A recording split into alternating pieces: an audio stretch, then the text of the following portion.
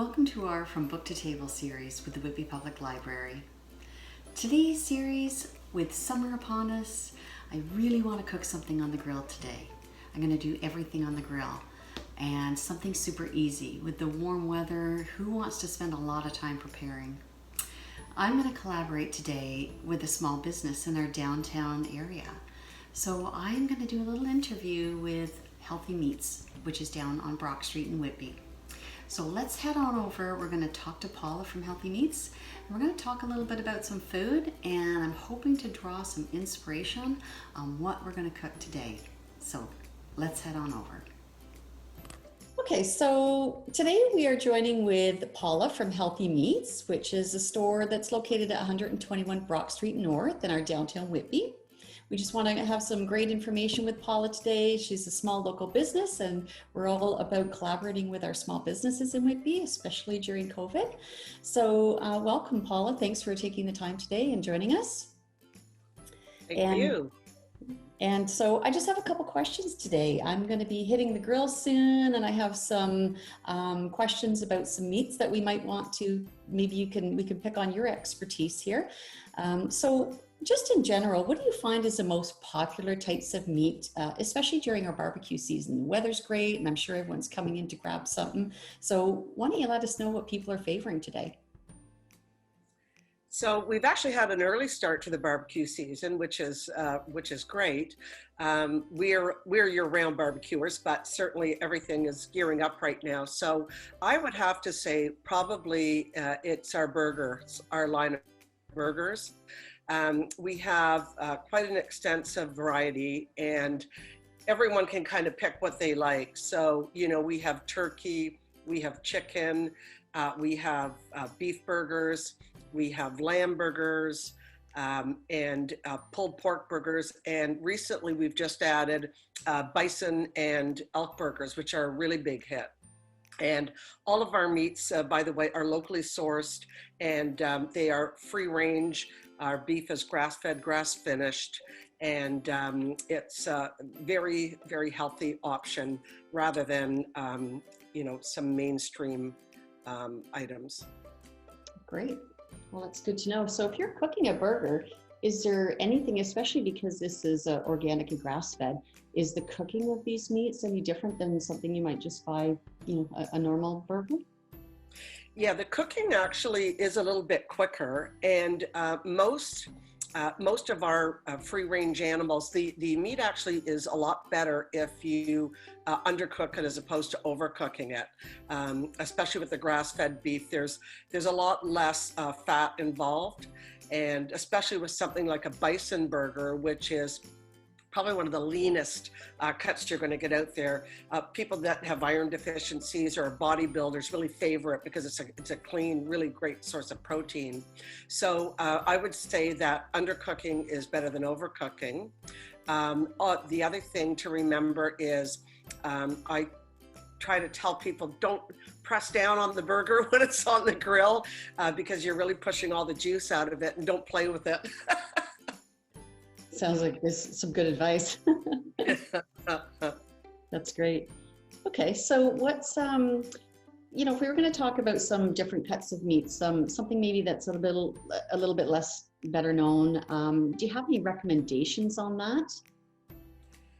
Yeah, I mean, we've got a great variety of A, customers, and B, products that people love to play with, whether you're a foodie or, you just want to try something different. So we have, of course, in our grass-fed beef, we have a full range of steaks, but some of the more reasonable cuts that I would suggest in that lineup would be a blade steak, for example. So it actually is a very, very tender cut of meat, and the price point is really good on it. Your higher end steaks, so your filet, your ribeye, your strip loin are at a higher price point. So if you want to have a great tasting steak, I would say that one is probably one of your best ones. Some of the other cuts would be something like the ribs. We have some beef ribs. We call them, there's different names. Some call them Korean ribs or Miami ribs. And they're basically thinly sliced braising ribs. And they're great for the barbecue, fairly quick. You really can't go too wrong with them. So those would be, two things that people might not know about. The blade steak, the top part of the blade steak is actually called a flat iron steak, and the bottom half is really a boneless blade, but they're at a great price point. Great. And so when you're cooking, I know that they recommend with steaks, you're supposed to bring them to room temperature. Do you kind of do the same with your burgers, your bison and your elk burgers? Do you treat them the same? Yeah, I do. Some people can get a little bit nervous about that, but honestly, you really don't want them too chilled going on the barbecue because they're going to hit the heat and it tends to like just cook the outside and not the inside. So yeah, definitely with our steaks, I always suggest that you bring them to room temperature before putting them on. We have a searer, so we actually sear ours and, then move them onto the main grill. But yeah, with burgers as well, I would say, they shouldn't be warm by any stretch of the imagination, but if you just have them come to rest a little bit before putting them on the barbecue. And as a steak, I always suggest that you let them sit just a little bit after you've taken them off so that the juices can meld in. With a steak, obviously a little bit more. I would say I'd usually cover it with tin foil, maybe 10 minutes to 15 minutes, just so all the juices can settle in. If you cut them right away, it really bleeds all the juice out. Not something you want to do on a steak for sure. No. Yeah. That's where all the flavor comes from. Yeah, for sure. And what about the fat content? So, because I know fat really makes them taste better. So does the organic beef have enough fat in it to really flavor it? Yeah, it is very lean, but it still has enough. We have people asking us even for beef tallow, and we just don't have enough because we do put it into our ground.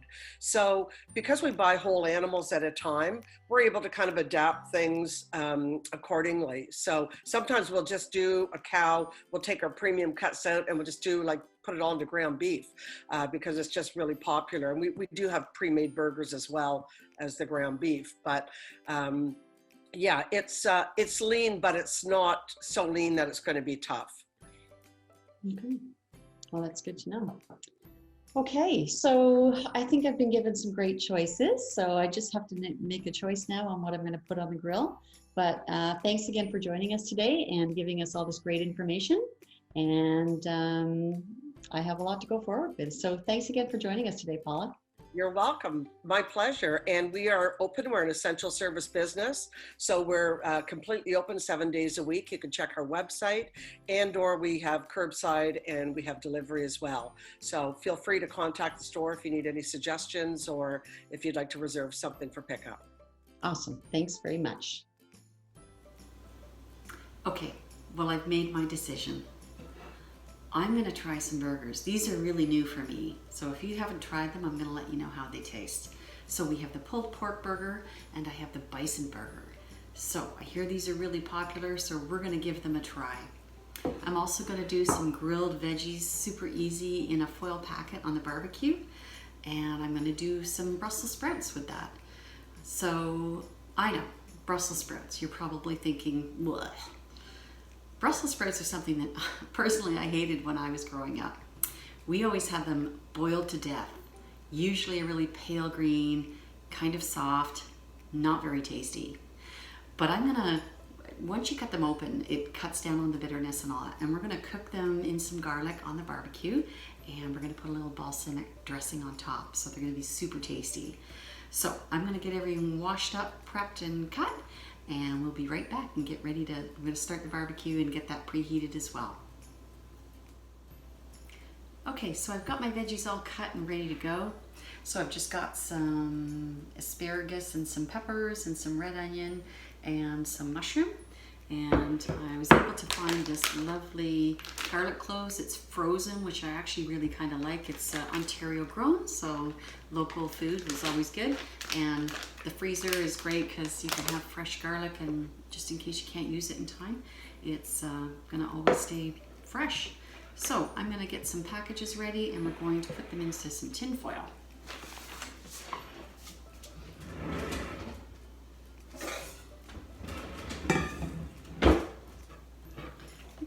mix them up first, just to make sure they're nicely coated.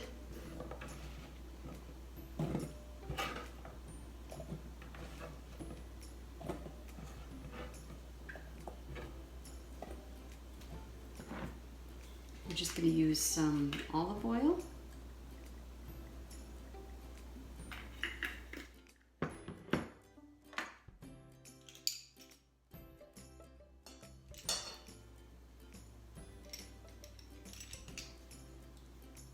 And some of our fresh garlic.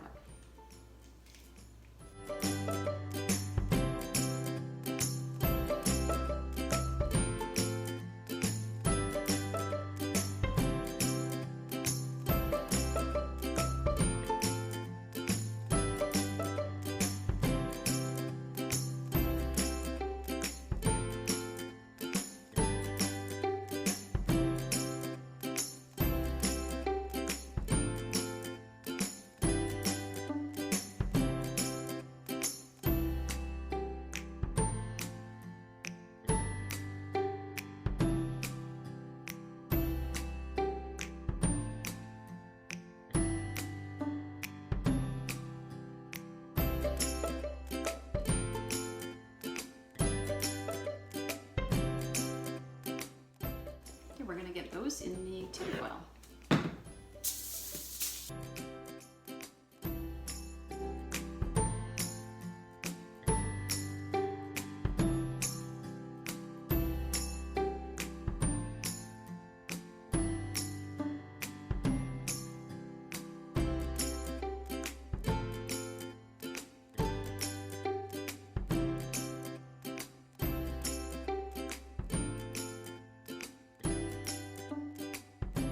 Next, we're going to get the Brussels sprouts all ready.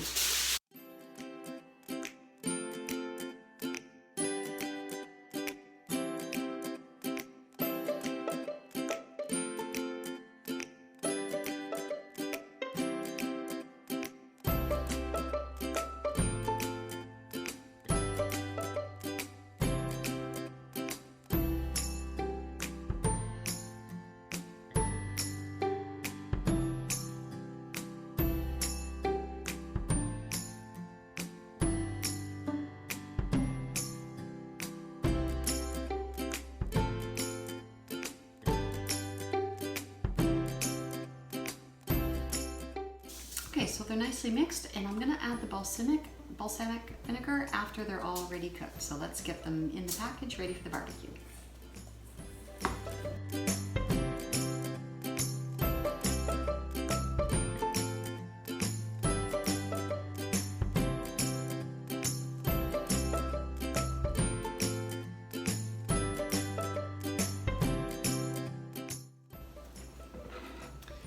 Okay, so I left the frozen burgers out to warm up a little bit. They're still frozen. I'm still going to cook them on frozen, but I'm just going to make sure that they cook properly, but not overcooked. So we're just going to get ready to get that on the barbecue, along with the vegetables right on the grill. Okay, so we're ready to get started on the barbecue.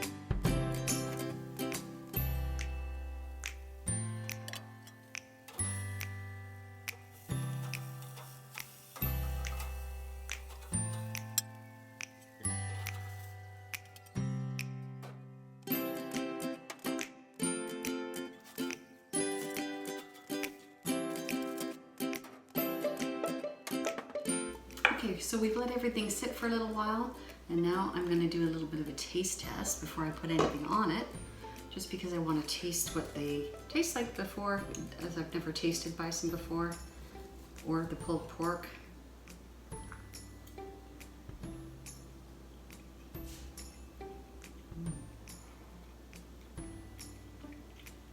It's really good.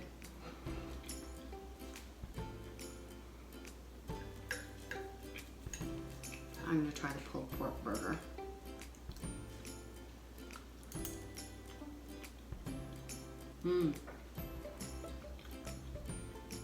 I wish you could taste it. It's really good. We're just going to check on our veggies. We're going to try one of those.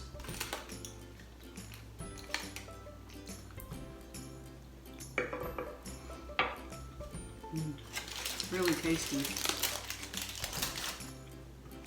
Now we're going to see what the Brussels sprouts look like.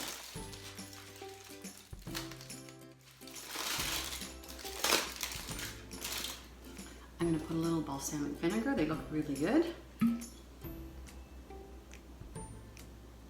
Just a drizzle on top. And I'm going to give it a try.